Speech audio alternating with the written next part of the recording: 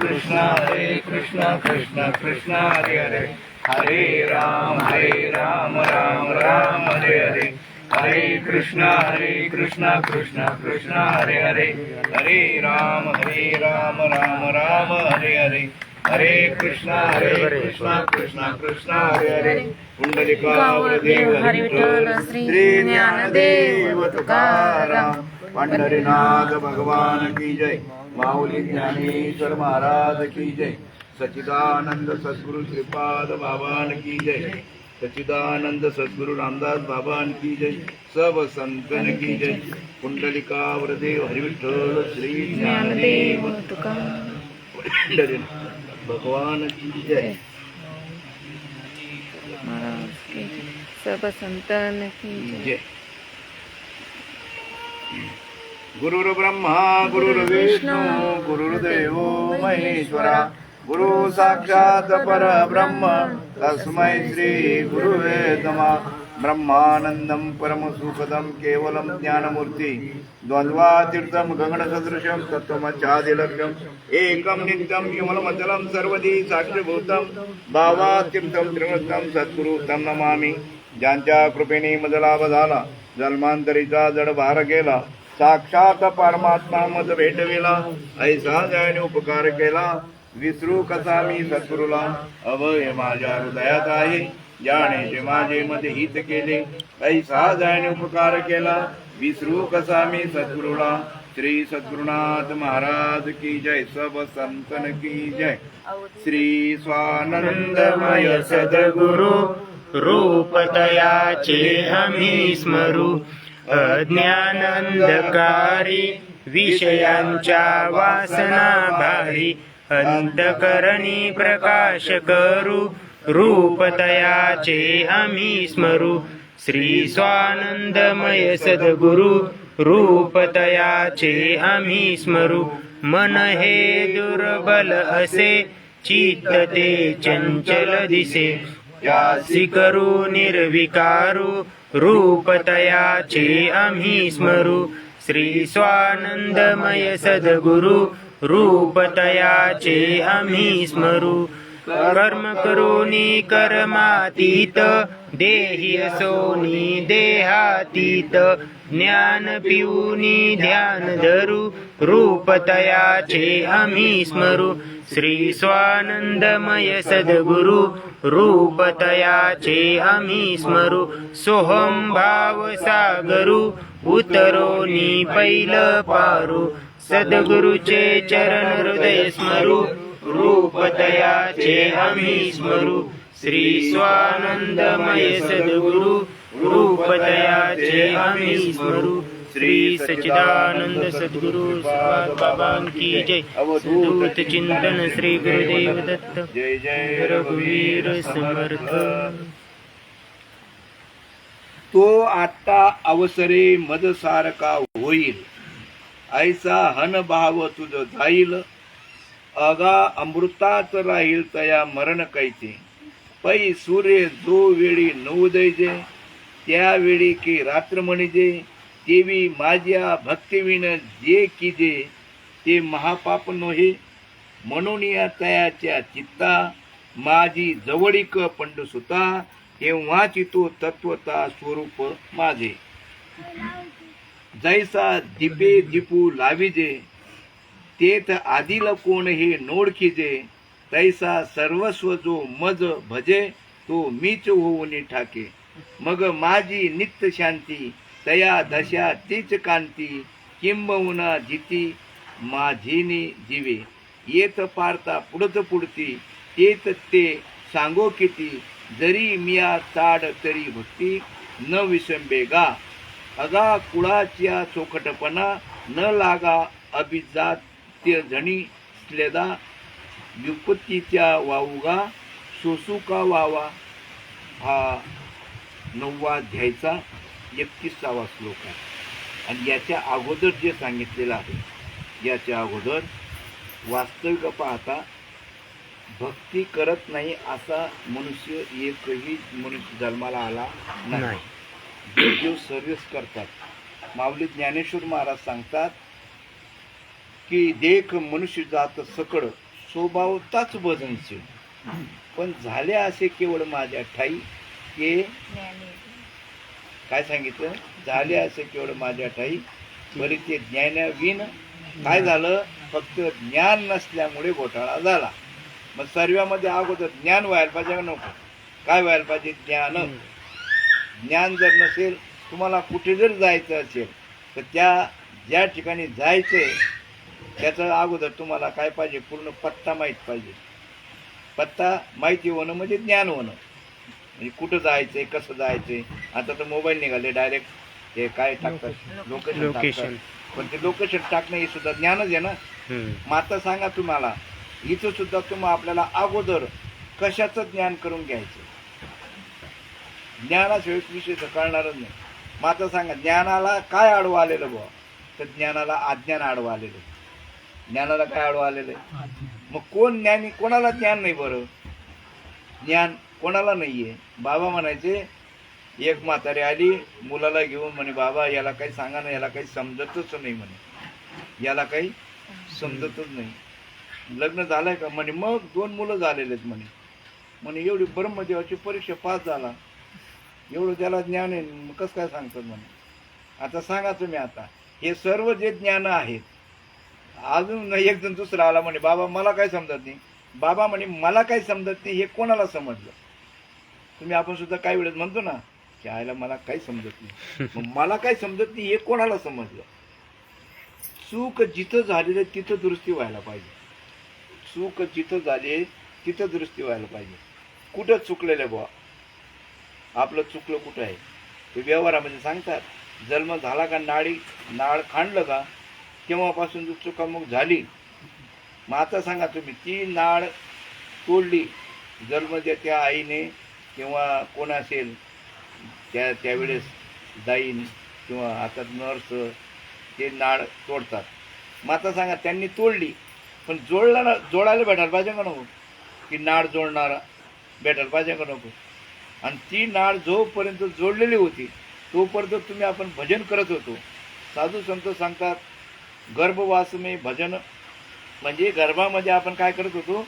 भजन करत होतो. पण बाहेर भूल गया हरिनाम, बाहेर आल्याबरोबर कवा कवा कवा. मग आता इथं काय करायचे? काहीच करू नका जास्त. याला उपाय शोधा. मी तुम्हाला तुम्हाला दृष्टांत सांगितला, तो फॉर्म्युला कोणी देत नाही. तिथं जेवण करताना ते शेतकऱ्यांना सांगितलं, साहेब तुम्ही विद्यापीठात येत ना, अहो आम्ही नंबर लावतो म्हणे त्या कांद्याचे बी भेटायला. त्यावेळेस कांद्याचे बी 1 किलो द्यायचे, ते बी 7-12 उतारा दाखवायचे आणि 1 किलो बी मिळायचं. ते म्हणे आम्ही बियाणं घ्यायला येतो, आम्हाला मिळत नाही. म्हटलं अहो मग मी विकली, ते विकायलाच मी आहे. अहो म्हणे मग तेवढं आम्हाला सांगावं म्हणे, ते कमीत कमी 2-3 किलो तरी भेटायला पाहिजे. म्हटलं तेव्हा काही फोन नंबर नव्हते, पण म्हटलं तुम्हाला कळवायचं कसं काय? कारण की पेपरामध्ये बातमी देतो म्हटलं आम्ही. ते म्हणे पेपर कोण? आम्ही वाडी वस्तीवर राहतो आणि पेपर आम्हाला कळत नाही. म्हटलं मी तुम्हाला कळवतो, पण फोन नंबर पाहिजे. ते म्हणे 1च नंबर आहे ग्रामपंचायतमध्ये. म्हटलं मग आम्ही थांबतो, तुम्ही तो नंबर घेऊन या. आम्ही ते चहा पाणी त्यांच्याकडे केली आणि तो पण नंबर घेऊन आले. तो नंबर मी घेतला, लिहून घेतला आणि 2-4 महिने झाल्यानंतर ते बियाणं विक्रीला आम्ही बातमी दिली पेपराला. मी तेव्हा त्याला फोन केला, पण तो फोन कुठे गेला? ग्रामपंचायतमध्ये. की त्या ढोणीला सांगा किंवा बियाणं अमुक अमुक तारखेला विक्री होणार आहे, पण मुक्कामाला या.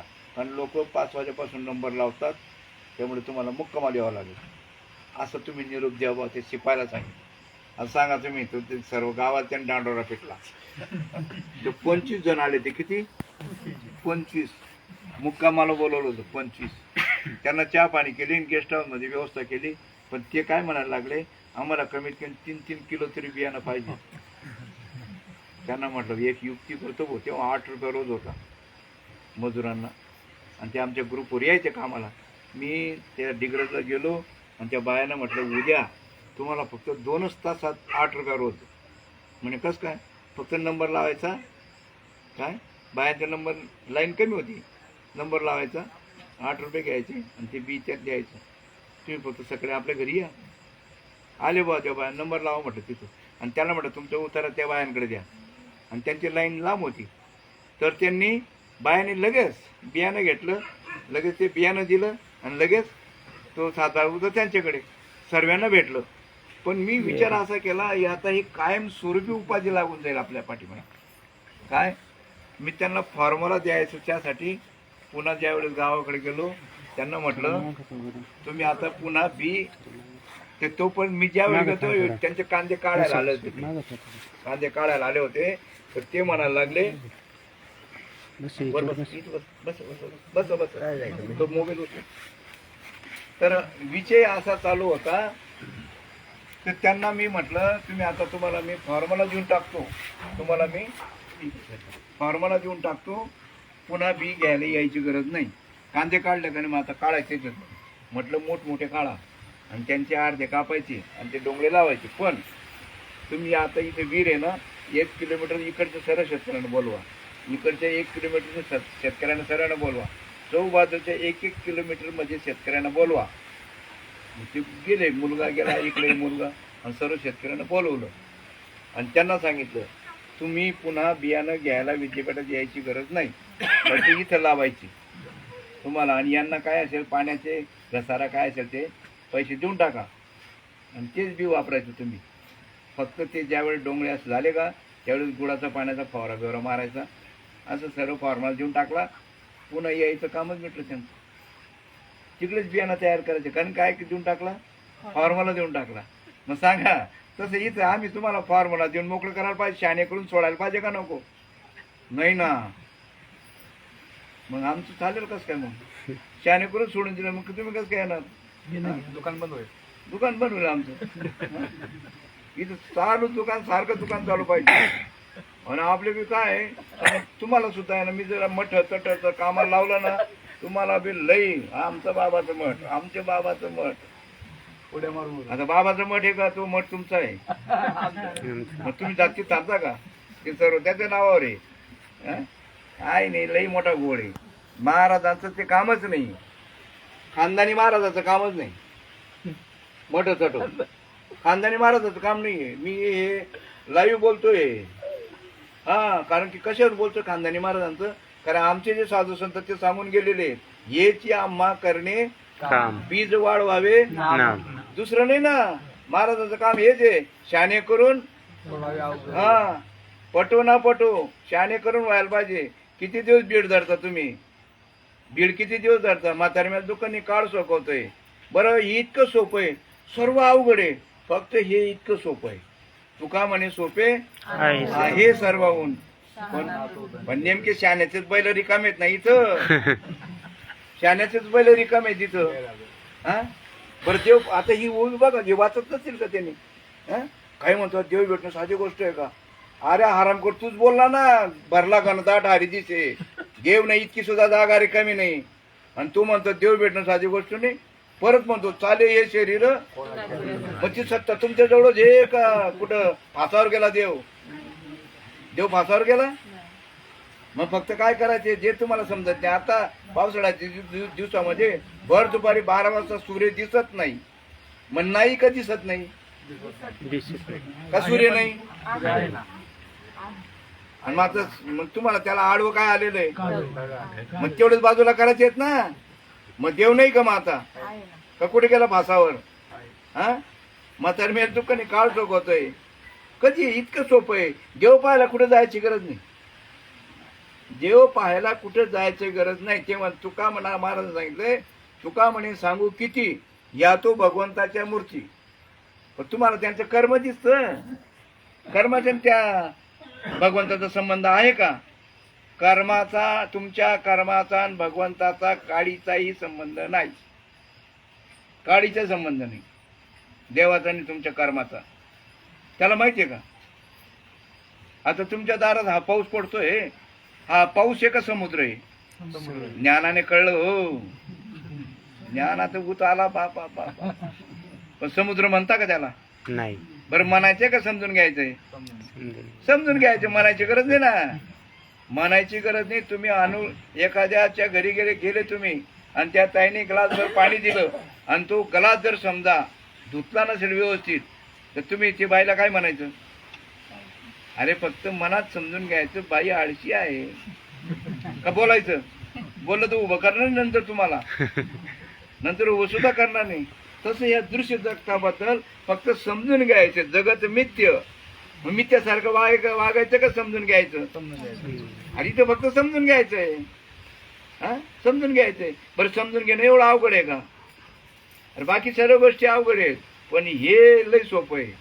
हा, जरी तुम्ही संन्यासी जरी झाले ना, तरी मध्यान्नी जरी का झाला संन्यासी, पण मध्यान्नी तोंडवासी. भूक लागली तर हा मागावं लागेल ना. बरं, काही लोक काही मिळावं म्हणून देव करतात. आपल्या संसारामध्ये कोणाचं लग्न व्हावं, कोणाचं मुलं व्हावं, कोणाला काही चांगलं पिकावं, कोणाची भरभराटी व्हावी, कोणाचं असं प्रत्येकाला कोणी निवडून यावं म्हणून देव करतात. सांगा तुम्ही आता, ह्या सर्व ज्या गोष्टी आहेत, ज्ञानेश्वर महाराजांनी खरी भक्ती केली होती का खोटी? खरी. जर खरी होती, मग त्यांना खाण्यासाठी 4 घरं मागावं लागत होते. आंध्राला जमीन, पांघरायला आकाश. मग खरी भक्तीतून का बरं देवाने दिलं नाही? मग देवाचा आणि तुमच्या, सांगा तुम्ही स्वप्न पाहतात, स्वप्न पाहताना स्वप्न चांगलं बी असतं आणि स्वप्न वाईट पण असतं. स्वप्न चांगलंही असतं आणि वाईट पण असतं. मग आता सांगा तुम्ही, त्यावेळेस तुम्ही त्याच्यामध्ये बदल करू शकता का? वाईट स्वप्न नाही बा, हे वाईट लय त्रास होता, आपण काहीतरी बदल करायला पाहिजे.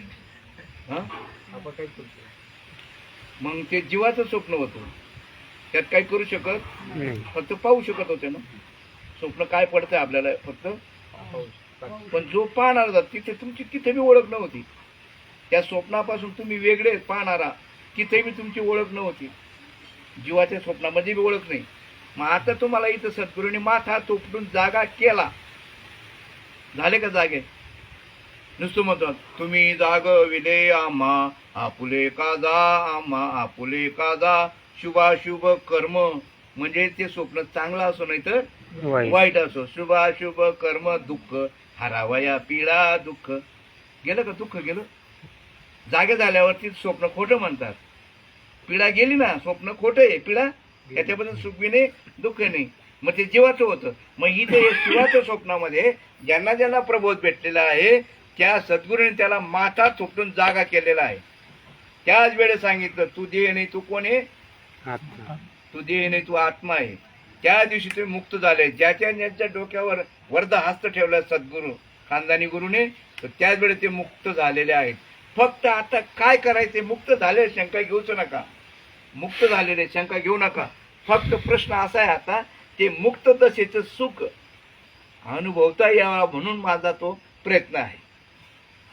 तुम्हाला ज्या गुरुने प्रबोध दिला ना, त्या दिवशी तुम्ही मुक्त झालेले आहेत. तुम्हाला तो जरी गुरु दिसत नसेल, पण तो गुरुच आहेत. ते कार्य त्यांनी गुरुनेच करून घेतलं. गुरु ओळखू येत नाही तुम्हाला बाहेरून, पण ज्या सद्गुरूने तुम्हाला मार्गस्थ केलेला, अनुग्रह दिलेला आहे, प्रबोध दिला, तो गुरु कसा असतो? गुका काय काय केलं तुम्हाला? गाय काय खाते त्याची काय गरज तुम्हाला? पण तुम्हाला जो निरोप दिलेला आहे त्यांनी, तो खरा दिला का खोटा दिला? अनुग्रह खरा दिला ना, प्रबोध खरा दिला ना. बाकीच्या गोष्टी तुम्हाला काय घेणं आहे? हा, इथं स्पष्ट, जात न पुसो साधू की पुछले जे ज्ञान, मोलो करो तलवार की पळा रे दो म्यान. हा, मग काही वेळेस मी तुम्हाला सांगतो, गुरु हे ज्ञान आहे. गुरु हे काय आहे? ज्ञान आहे. पण ते ज्ञान झाल्यानंतर गुरु आणि तो नाही, जगच त्याला गुरु दिसतं. ज्याने अनुग्रह प्रभू दिला तोच नाही, त्याला जगच गुरु दिसतं. प्रश्न येतोच कुठं मग? पण तुम्हाला मी ज्ञान गुरु सांगितलं का, तुम्ही लगेच आमच्यावर सुद्धा वर टांग करून त्या कुत्र्याच्या आवडतीसारखा अभिषेक करता. हा हा, कुत्र्याला कसं तुम्ही गाड्या दिसल्या का तरी ते वर टांग केलं समजायचं. हा, तुम्ही बघा, देवीची यात्रा भरतात, देवीची यात्रा, आणि ते देवीला नैवेद्य द्यायला जातात. बरं, हे दुपारी जातात नैवेद्य द्यायला. जोपर्यंत माणसं असतात ना, तोपर्यंत कुत्रे गर्दी करत नाही. माणसं गेले का ते कुत्रे येतात, तिथलाच नैवेद्य खातील आणि त्याच देवावर अभिषेक करतील. अशा आवडतीचे आम्ही. आणि काय ज्ञान होणार आहे तुम्हाला? कधीच जग संपूर्ण गुरु दिसेले. आणि खरोखरच ज्ञान असू नये, गुरु व जगच गुरु आहे. हे सर्व गुरुच आहे, सर्व जगच देव आहे. फक्त तुम्ही या देहापासून बाजूला व्हायला पाहिजे. या देहाच्या बांधोडी न पडिजे, सुख दुःखाच्या सागरी न बुडीजे, सुखे सुकृपा घडिये माझी अंगा. फक्त ही रीत मात्र गुरुकडनं सांगायला. गुरु क्रिया करून निस्ता अनुग्रह देऊन आणि प्रभू देऊन मोकळा होणारा नाही पाहिजे. हा, अनुग्रह देऊन पुढे ज्ञान सांगायला पाहिजे. पण ती गरज दोघांना पाहिजे का एकाला पाहिजे? दोघांना पाहिजे.